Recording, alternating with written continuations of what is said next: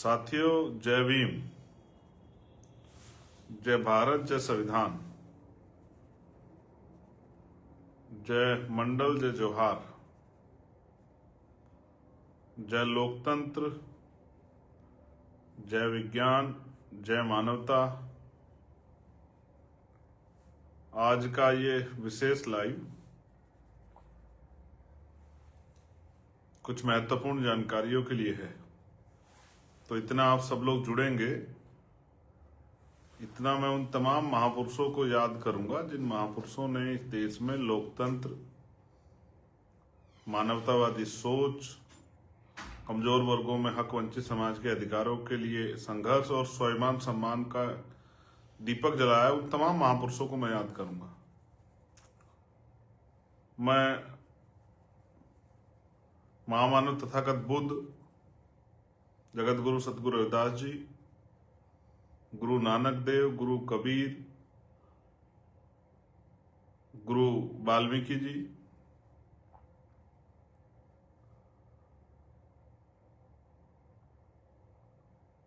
सतगुरु समनदास जी, नारायणा गुरु संत गाडगे जी महाराज, EV Periyar Rama Naikar स्वामी, पेरियार यादव, राष्ट्रपिता ज्योतिबा फूले,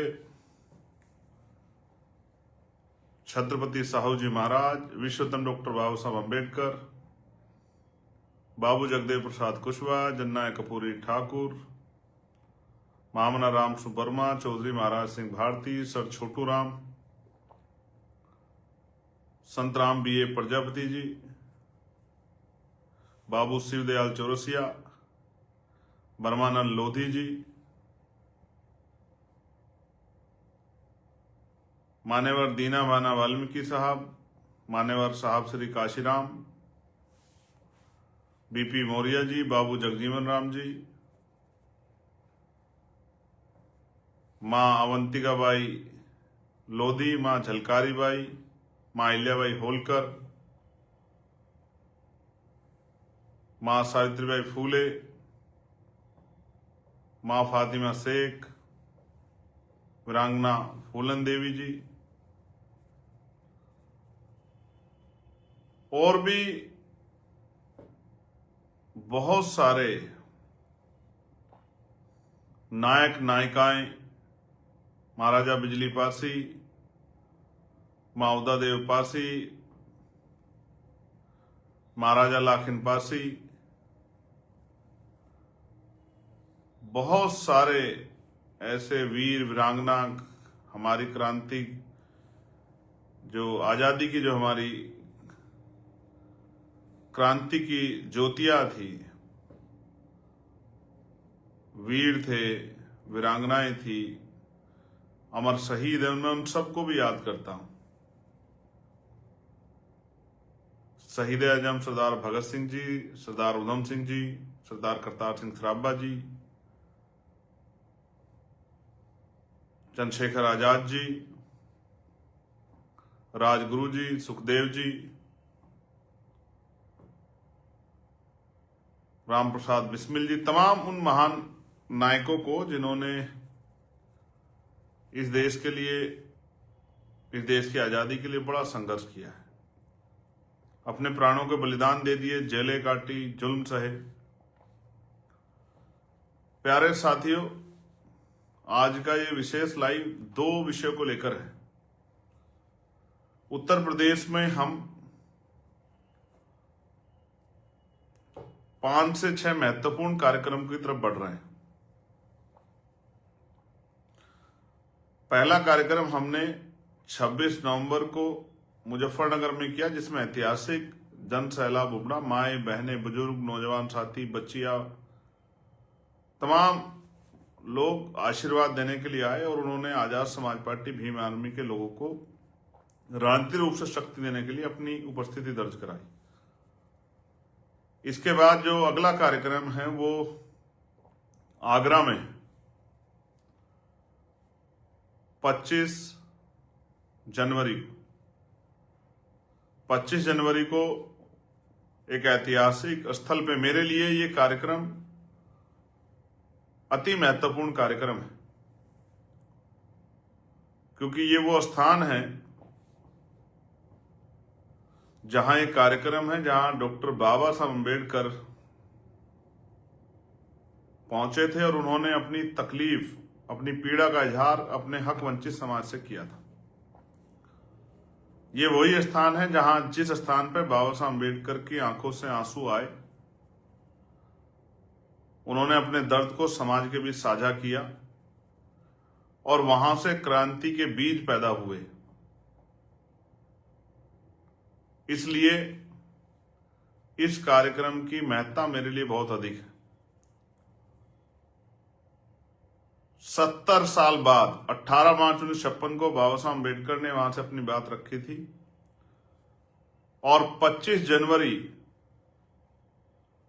2026 यानी कि लगभग 70 साल बाद, मैं तो एक छोटा सा सिपाही हूं, कमजोर वर्गों का एक पहरेदार हूं, उनके अनुयायी के रूप में मैं इस बात को, और जो मेरे मन में बात है, जो आज की परिस्थिति में मैं महसूस करता हूं, उस बात को मैं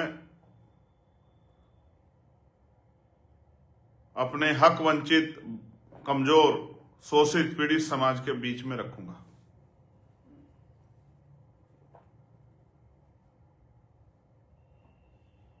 क्योंकि जब तक आप तक बात नहीं पहुंचेगी, जब तक आप उस बात को सुनेंगे नहीं, समझेंगे नहीं, उस बात पर ध्यान नहीं देंगे, तब तक चीजें आगे नहीं बढ़ेंगी। तो ऐतिहासिक धरती है, पवित्र धरती है, ऐतिहासिक स्थल है, महत्वपूर्ण तिथि है। कार्यकर्ताओं का, पार्टी के, संगठन के लोगों का बड़ा संघर्ष है। मैं लगातार देख रहा हूं जिस तरह से कार्यक्रम को सफल बनाने के लिए प्रयास किए जा रहे हैं। मैं वहां की पूरी टीम की, उस मंडल की पूरी टीम की, उनके प्यार, सहयोग का बहुत बहुत धन्यवाद करता हूं। और मुझे आशा है, विश्वास है कि तमाम बाधाओं को पार करके, जो कोशिश अक्सर विरोधी करते हैं, उन सबको पार करके आप अपने कार्यक्रम को ऐतिहासिक रूप से सफल बनाएंगे। मुझे हमारी पार्टी के प्रदेश के नेतृत्व पे, मंडल, जिलों, विधानसभा और आखिरी पायदान पे जो बूथ के हमारे कार्यकर्ता, उनकी मेहनत पर भरोसा है। बीमार में आजाद समाज पार्टी के कार्यकर्ता और बहुजन समाज का जिस तरह का प्यार लगातार हमें मिला है, और वहां के व्यापारी भाइयों का, वहां के अधिवक्ता साथियों का, जिस तरह का प्यार, आशीर्वाद वहां से बहनों का, बच्चियों का, माओ का हमेशा लगातार मुझे मिलता रहा है। उम्मीद है इस बार भी बड़ी संख्या में हमारी माएं, बहनें, बच्चियां, बच्चे, बड़े बुजुर्ग आशीर्वाद देने के लिए हमें वहां पहुंचेंगे। तो बड़ी चाहत, बड़ी शिद्दत से मुझे उस दिन का इंतजार है जब मैं आगरा में आपके बीच में उस स्थल पे पहुंचूंगा जहां हम सबके मसीहा, देश के नायक, देश को एकता के सूत्र में पिरोने वाले, देश के संविधान के निर्माता, राष्ट्र के गौरव, भारत रत्न की उपाधि से सम्मानित डॉक्टर बाबा साहब अम्बेडकर पहुंचे थे। उसके बाद 4 तारीख को हमारी रैली कन्नौज में तय हुई है। 8 तारीख को हमारी रैली संत कबीरनगर में तय हुई है, फरवरी में, और 25 फरवरी को हमारी रैली जौनपुर में प्रस्तावित हुई है। इसके बाद 15 मार्च को हमारी रैली वो बाराबंकी में प्रस्तावित हुई है, और 29 मार्च को हमारी रैली लखीमपुर खीरी में प्रस्तावित हुई है। प्यारे साथियों, ये बात मैंने आपको इसलिए बताई क्योंकि आप लाइव के माध्यम से मुझे अभी सुन रहे होंगे और हजारों की संख्या में भी आप सुन रहे हो और बाद में आप सुनेंगे। अलग अलग प्लेटफॉर्म के जरिए आप इसको सुनेंगे। फेसबुक, यूट्यूब, इंस्टाग्राम के जरिए छोटे छोटे हिस्सों को आप देखेंगे। कई बार होता है कि आप तक सूचना नहीं पहुंच पाती, इसलिए मुझे लगा कि आपको सूचना मुझे स्वतः देनी चाहिए कि आपने अपने यहां पर कार्यक्रम को पहुंचकर आप सफल बनाएं और विरोधियों को मुंह तोड़ जवाब दें। प्यारे साथियों, मैं एक निमंत्रण भी बहुजन मीडिया के साथियों को देना चाहता हूं। जिस तरह से बहुजन मीडिया के साथी निस्वार्थ भाव से इस आंदोलन को मदद करने का काम कर रहे हैं, मैं उनके मिशन के प्रति इस भाव का दिल की गहराई से सम्मान करता हूं और मैं उनके इस योगदान को किसी कीमत पर नहीं भूलूंगा। इस बात का भी उनको विश्वास दिलाता हूं। जिस तरह से आपने अपनी जिम्मेदारी को समझ के चीजों पे काम किया है, आप पहले से पहुंचकर रूखी सूखी खाकर जैसी जगह सोना रहना मिलता है उसी तरह से आप रहकर और जिस तरह से आप हमारी मदद कर रहे हैं, मैं आपका दिल से आभारी हूं और मैं आपको विश्वास दिलाता हूं कि मैं आपकी इस मदद को नहीं भूलूंगा। मुझे सच कहने में कोई परहेज नहीं है, आपका बहुत बड़ा योगदान है, मैं इस बात को समझता हूं। इसलिए मैं बहुजन मीडिया के साथियों को निमंत्रण भी दे रहा हूं, क्योंकि हरदोई में मैंने देखा था इतनी बड़ी रैली हुई थी, लाखों की संख्या में लोग थे, पेड़ों से लोग चिपटे हुए थे, छतें भरी हुई थी, लेकिन जिसको हम लोकतंत्र का चौथा स्तंभ मीडिया कहते हैं, उसके पास तो 1 मिनट नहीं था कि हमारी इतनी बड़ी रैली की 1 मिनट की खबर चला दें। इससे स्पष्ट होता है कि भारतीय मीडिया में का एक बहुत बड़ा हिस्सा लोकतांत्रिक व्यवस्था को नहीं मानता, संवैधानिक व्यवस्था को नहीं मानता। वो खबर दिखाने के साथ साथ खबर छिपाने का भी शायद जो है काम करता है। ये लोकतंत्र पे एक बहुत बड़ा हमला है। इसलिए मैं बहुजन मीडिया के साथियों को भी धन्यवाद करूंगा कि जिस तरह से उन्होंने एक अल्टरनेट मीडिया तैयार किया है, अपने बहुजन समाज के नेताओं को आत्मनिर्भर बनाने का प्रयास किया है। मैं उनका ये प्रयास सराहनीय है और उनको इसके लिए बधाई जरूर दी जानी चाहिए। प्यारे साथियों, बहुत महत्वपूर्ण बातें आपसे करनी है। आगरा में आपसे मुलाकात होगी। आशा और उम्मीद कि आप इस पर ध्यान देंगे और मजबूती से इस कार्यक्रम को सफल बनाएंगे। मैं आपका इंतजार करूंगा 10 बजे 25 जनवरी 2026 को वही ऐतिहासिक मैदान आगरा का, जहां हमारे रहबर, हमारे नायक डॉक्टर बाबा साहब अम्बेडकर ने समाज के बीच में अपना दुख दर्द साझा किया था।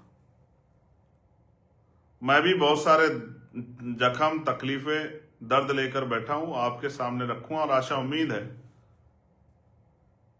कि आप उस बात को सुनेंगे, समझेंगे। मैं अपनी पार्टी के संगठन के साथियों, नेताओं से, मेरे प्यारे, क्योंकि मैं भी एक छोटा सा कार्यकर्ता हूं, उन कार्यकर्ताओं से कहना चाहता हूं, ये आपका दल है, इसमें परिवारवाद नहीं है, इसमें कोई सामान्य कार्यकर्ता भी प्रदेश के मुख्य पदों पर और राष्ट्रीय पदों पर राष्ट्रीय अध्यक्ष भी बन सकता है। मैं इस बात का आपको विश्वास दिलाता हूं। हम लोकतांत्रिक व्यवस्था को मानने वाले लोग हैं और इसमें SC, ST, OBC तमाम वर्गों के लोग, मुस्लिम, अन्य धार्मिक अल्पसंख्यक, सिख, जैन, ईसाई, बौद्ध, तमाम साथियों के लोगों को हमारे यहाँ उसके संघर्ष के आधार पे, पार्टी के प्रति उसकी निष्ठा के आधार पे आगे बढ़ने का अवसर जिस तरह से अभी तक मिला, आगे भी ऐसा मिलेगा।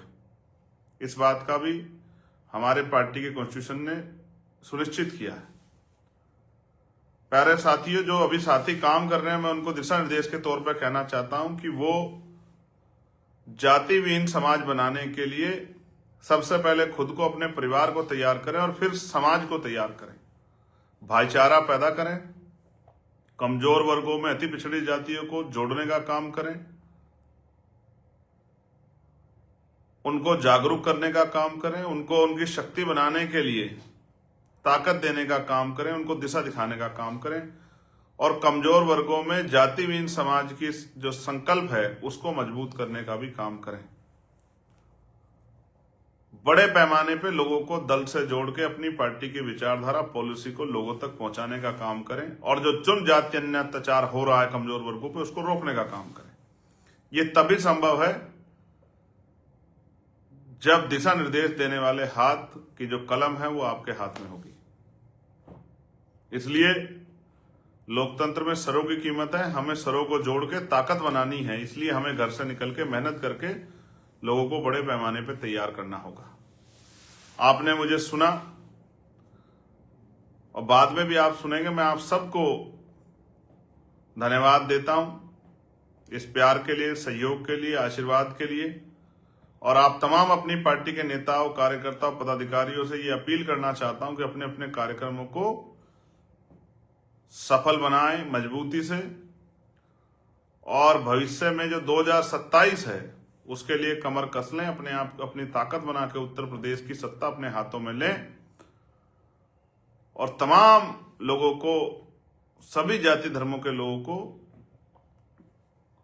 जो व्यवस्था, पॉलिसी बना के जो है व्यवस्था बनाकर जो लोगों के आंसू पूछने का काम करना, उस काम को करें। आज उत्तर प्रदेश में क्या हाल है आप देख रहे हैं, किस तरह से भाई सोनू कश्यप को जिंदा जला दिया गया। आप महसूस करके देखिए, ये झूठ बोलने वाले लोग, झूठे भाईचारे की बात करने वाले लोग, इनका एक संगठन भाई सोनू कश्यप के को न्याय दिलाने के लिए नहीं खड़ा हुआ। जो भाईचारे की बात करते हैं, ये बांग्लादेश के लोगों पे रोते हैं। बांग्लादेश के लोगों को, जहां ये रहते नहीं हैं, जहां ये टैक्स नहीं देते हैं, जहां इनका आना जाना नहीं है, जहां इनकी जमीन संपत्ति नहीं है, जहां इनका लेन देन नहीं है, शादी ब्याह नहीं होते, व्यवहार नहीं, वहां के लोगों को अपना बना के ये देश का माहौल तो खराब करते हैं, सवाल पूछते हैं। लेकिन जब देश में यहां दिल्ली से 100 किलोमीटर दूर पे भाई सोनू कश्यप को जिंदा जला दिया जाता है, तब इनके मुंह से आवाज नहीं निकलती। तब ये सारे संगठन मौन व्रत धारण कर लेते हैं, क्योंकि वहां इनका एजेंडा फिट नहीं बैठ रहा होता है, क्योंकि वहां आरोपी मुसलमान नहीं होता है, वहां आरोपी जिसको टारगेट करके देश का माहौल खराब कर सकते वो नहीं होता है। मैंने भी और मैं अपने लोगों से जा कहूंगा कि ये इनकी असलियत को देखें कि कपसाड़ में जब आपकी बच्ची को बेइज्जत किया गया, उसको ले जा लिया गया अपहरण करके और उसकी मां को जो है उसकी हत्या कर दी गई, तो किस तरह का माहौल इन्होंने अपने चैनलों पर बैठ के और छोटे छोटे यूट्यूब चैनल पे इंटरव्यू देके किस तरह से आपकी अस्मिता से खेलने का काम किया। ये बात मैं गांव-गांव जाके अपने लोगों को बताऊंगा, जो बहुजन समाज के लोग, और फिर मेरे जैसे चुने हुए जनप्रतिनिधि को अपने उस पिछड़े अति पिछड़े परिवार से, जो मेरी मां और वो बहन जो इंतजार कर रही थी कि भाई आके हमें न्याय दिलाएगा, उससे मिलने नहीं दिया। मेरे बाद वहां भाजपा और तमाम दलों के लोग गए, लेकिन ऐसा पता नहीं क्या था कि मेरे जाने से क्या होता। जब मैंने परिवार को अपने पास बुलाने को, उसके 300 मीटर से पुलिस को खींच के लेगी परिवार को। ये है आपके भाईचारे की सच्चाई। ये वो भाईचारा है जो सुबह शाम हमारे अधिकारों के खिलाफ पंचायतें करता है, सम्मेलन करता है, जन जागरण अभियान चलाता है। हमारे ही जो इनको भाईचारे की बात करते हैं, हिंदू भाईचारे, इन्हीं लोगों को दलित पिछड़ों के अधिकारों के खिलाफ, आरक्षण से लेकर तमाम चीजों पे जो है रोज गाली देने का काम करता है। ये वही भाईचारा है, इसको भी हमारे लोगों को समझना चाहिए। और ये भाईचारा जब अपने लोगों का नहीं हुआ तो आपका क्या होगा। किस तरह से शंकराचार्य स्वामी अविमुक्तेश्वरानंद को किस तरह से उनके जो अनुयायियों किस तरह अपमानित किया गया। हालांकि मेरा स्पष्ट जो है वैचारिक विरोध है, उनसे मतभेद है, वैचारिक मतभेद है, क्योंकि वो भी इंसान है और मैं कॉन्स्टिट्यूशन को मानने वाला व्यक्ति हूं। आर्टिकल 25-26 का सम्मान करता हूं, धार्मिक आस्थाओं का सम्मान करता हूं। आप देखिए किस तरह से चोटी पकड़ पकड़ के किस तरह से खींचे गए। ये इस सरकार के अगर अहंकारी तानाशाही नीतियां नहीं है उत्तर प्रदेश सरकार की, तो क्या किस तरह से चोटी पकड़ पकड़ के जो है उनके अनुयायियों को खींचा गया, किस तरह से उनको अपमानित किया गया। मैं उनको जब बोलते सुन रहा था, उनकी आंखों से मैं बहने वाले आंसुओं को देख रहा था। उनकी बातों से उनकी पीड़ा को महसूस कर रहा था। इतने वैचारिक मतभेद के बावजूद इंसानियत के नाते उन पे हुए अत्याचार का मैं विरोध करता हूं। जब ये उनके नहीं हुए तो आपके क्या होंगे, आपको सोचना पड़ेगा। वो वर्ण व्यवस्था के समर्थक है, मैं वर्ण व्यवस्था के खिलाफ। मैं मानवता का सिपाही हूं। मैं मानता हूं कि कोई आदमी जन्म के आधार पर श्रेष्ठ और जन्म के आधार पर छोटा नहीं, नीच नहीं हो सकता। मैं मानता हूं कि सब मनुष्य अपने कर्मों के आधार पर सम्मान प्राप्त करते हैं और अपमान के भागीदार होते हैं। वो मानते हैं कि लोग जन्म से श्रेष्ठ हैं और वो तय करते हैं कि इन जातियों को यही काम करना है। लेकिन उसके बावजूद भी, इतनी असहमति के बावजूद भी, भारतीय नागरिक होने के कारण मैं इस बात का पुरजोर विरोध करता हूं जिस तरह का व्यवहार जो है स्वामी शंकराचार्य स्वामी अवमुक्तेश्वरानंद जी के साथ हुआ, उनके अनुयायियों के साथ हुआ। मैं इसका कठोर विरोध करता हूं, जबकि वो मेरे खिलाफ है। लेकिन मानवता के नाते मैं इंसानों के खिलाफ नहीं, मैं उनके लिए भी जो है आवाज उठाने का काम कर रहा हूं। तो जिस तरह का उनके साथ व्यवहार हुआ मौनी अमावस्या के दिन, ये आपके सामने है। और जिस तरह का आपके साथ सोनू कश्यप के साथ हुआ, कपसाड़ की बेटी के साथ हुआ, ये भी आपके सामने है। जिस तरह से यादव समाज के लड़के की चोटी काट दी गई, जिस तरह से आज ही बरेली में जो है मूंछ काट दी गई, सर का मुंडन करवा दिया गया, ये सब आपके सामने है। ये आपके खोखले भाईचारे का सच है, जिसको थोपने का काम आप करते हैं। आपके नारों में सच्चाई नहीं है। आपका नारा चुनावी है, राजनीतिक है, और वो चुनाव के समय आता है, उसके बाद इन कमजोर वर्गों पे इनके आरक्षण, इनके अधिकार, इनकी नौकरी, इनकी जमीन, इनकी रोजगार, इनकी बहन बेटियों पे जो जुल्म होता है, उसके लिए बांग्लादेश, पाकिस्तान, चाइना से कोई नहीं आता, अफगानिस्तान से कोई नहीं आता, ईरान से कोई नहीं आता, जापान से कोई नहीं आता, नेपाल से कोई नहीं आता। इसी देश में रहने वाले लोग जो सामंतवादी व्यवस्था को मानते हैं, वर्ण व्यवस्था को मानते हैं, ऊंच नीच को मानते हैं, वही लोग इन कमजोर वर्गों को सताने का काम करते हैं, जुल्म करने का काम करते हैं, इनकी हत्या करने का काम करते हैं, इनके सर पे पेशाब करने का काम करते हैं, इनकी कमजोर वर्गों की बहन बेटियों को अपमानित करने का काम करते हैं। ये इस देश के भाईचारे की सच्चाई। और जब मैं इनकी बात के खिलाफ बात करता हूं तो ये लोग एड़ी चोटी का जोर लगा के मेरे ऊपर हमला करते हैं। ऐसे हमलों से मैं बाबा साहब अम्बेडकर का सिपाही डरने वाला नहीं हूं। जगत गुरु रविदास जी महाराज के संतान, गुरु नानक देव संतान, गुरु समन दास जी का आशीर्वाद प्राप्त, मैं जन से डरने वाला नहीं हूं। ये बात आप अच्छी तरह समझें और एडी चोटी का जोड़ लगा कर विरोध करें जितना करना है। मैं अपने लोगों को जागरूक करता रहूंगा और धीरे धीरे हमारे लोग जागरूक होकर ये समझेंगे कि जानबूझ के धर्म की लड़ाई को आगे बढ़ा के कमजोर वर्गों के अधिकारों को छीनने का काम ये सरकार कर रही है। और ये सरकार किसी की नहीं है, यही बात मैं समझाने का प्रयास कर रहा हूं। पढ़े लिखे बेरोजगार नौजवान हर जाति धर्म के लोगों में है। महंगाई से हर जाति धर्म के लोग पीड़ा में है। सामाजिक धार्मिक आस्था जैसे अब इलाहाबाद में हुआ वैसा ही बरेली में हुआ, नमाज पढ़ने में 12 लोगों को जेल भेजने का काम कर दिया। अभी गुरु रविदास जी की जयंती की परमिशन जो है, बहुत सारे गांव ऐसे हैं प्रदेश के जहां लोग चाहते हैं कि हो, लेकिन सरकार नहीं दे रही, जबकि प्रधानमंत्री मोदी जी और योगी आदित्यनाथ जी जाके माथा टेकते हैं बनारस में, लेकिन ये उनके जो है धार्मिक आयोजन को परमिशन देने का काम नहीं करेंगे।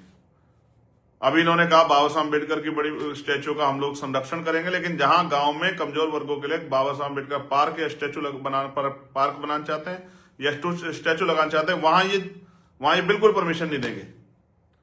इसलिए मैं बता रहा हूं कि हमारे लोगों को समझदार बनने की जरूरत है, वरना धीरे धीरे उनके सारे अधिकार खत्म हो जाएंगे।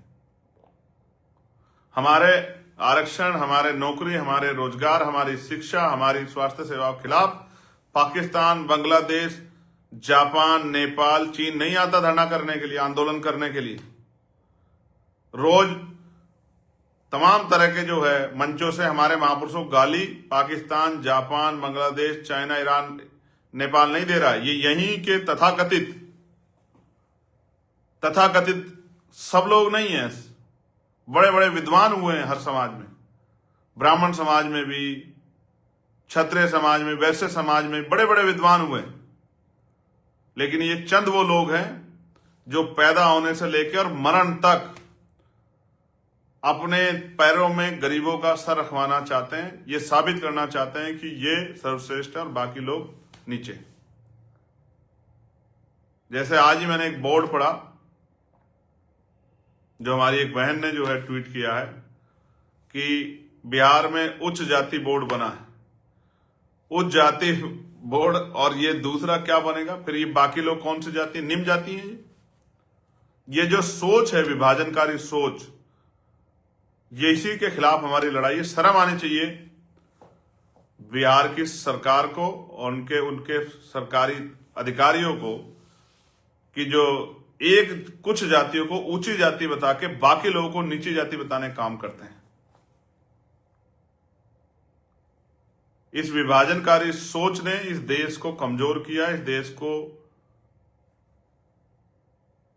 नुकसान पहुंचा, इस देश को पीछे ले जाने में इन्हीं विभाजनकारी शक्तियों का हाथ है। इन्हीं विभाजनकारी शक्तियों ने कभी देश को इकट्ठा नहीं होने दिया, भाईचारा नहीं बनने दिया। ऊंच नीच का भेदभाव, जाति व्यवस्था, वर्ण व्यवस्था बना के लोगों को एक दूसरे से छोटा बड़ा करके कभी देश को एक अखंड भारत नहीं बनने दिया। ये इन्हीं लोगों की देन है और ये सवाल हमसे करते हैं। लोग जाग रहे हैं, कमजोर वर्गों के लोग समझदार बन रहे हैं। मध्य प्रदेश में आंदोलन चल रहे हैं, उत्तर प्रदेश के लोग देख रहे हैं। जिस दिन ये कमजोर लोग एकजुट होकर खड़े हो जाएंगे, अपनी ताकत बना लेंगे, एक मौका किसी कमजोर को दे देंगे अपने बीच के व्यक्ति को, उस दिन ठीक हो जाएगा। उस दिन इन्हें किसी के आगे हाथ नहीं फैलाना पड़ेंगे। उस दिन से जो है इनके बच्चों के लिए अच्छी शिक्षा व्यवस्था, अच्छी चिकित्सा व्यवस्था, रोजगार व्यवस्था, सम्मान व्यवस्था, जमीन व्यवस्था,